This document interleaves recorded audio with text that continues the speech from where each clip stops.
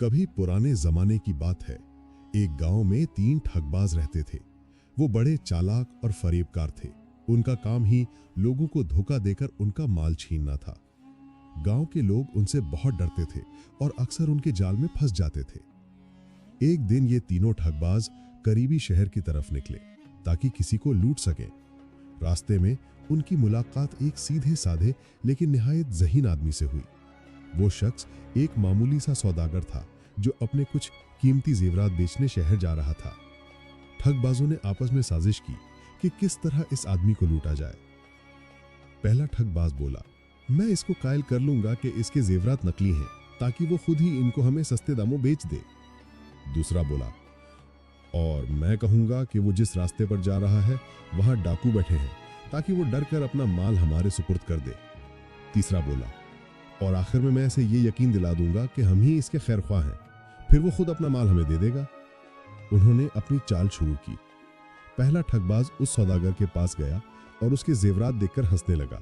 बोला, अरे भाई, ये तो पीतल के हैं, असली सोना नहीं। शहर में इनकी कोई कीमत नहीं मिलेगी। सौदागर ने मुस्कुराकर जवाब दिया, शायद आपको नजर का धोखा हो गया है। ये जेवरात असली हैं और मेरे बाप दादा की निशानी है।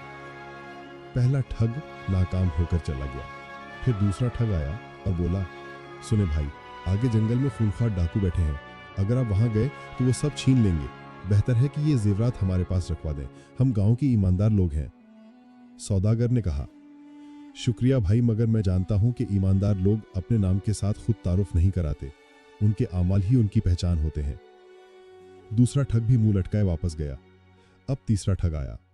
वो बज़ाहिर बड़ा हमदर्द बनकर बोला, भाईजान, आप थके हुए लगते हैं, आए हमारे साथ खाना खा लें और थोड़ा आराम कर लें।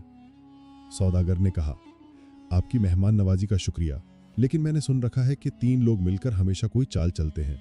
चूंकि तुम तीनों ने बारी बारी मेरे पास आकर बात की है, इसलिए मैं समझ गया हूं कि तुम ठग हो। ये कहकर सौदागर ने अपना तेज दिमागी का मुजाहिरा करते हुए एक छोटा सा जाल निकाला जो वो परिंदे पकड़ने के लिए साथ रखता था। उसने इस जाल को अचानक उन पर फेंक दिया और शोर मचाया। करीबी किसान दौड़ते हुए आए और तीनों ठगों को पकड़कर गांव के सरदार के पास ले गए। सरदार ने उनको सजा दी और सौदागर की अक्लमंदी की तारीफ की। उस दिन के बाद वो तीनों ठगबाज हमेशा के लिए गांव छोड़कर भाग गए। सबक, इस कहानी से हमें ये सबक मिलता है कि चालाकी से बढ़कर अक्ल की ताकत होती है। जो शख्स होशियारी और सुकून से सोचता है, वो सबसे बड़े फरेब को भी पहचान सकता है।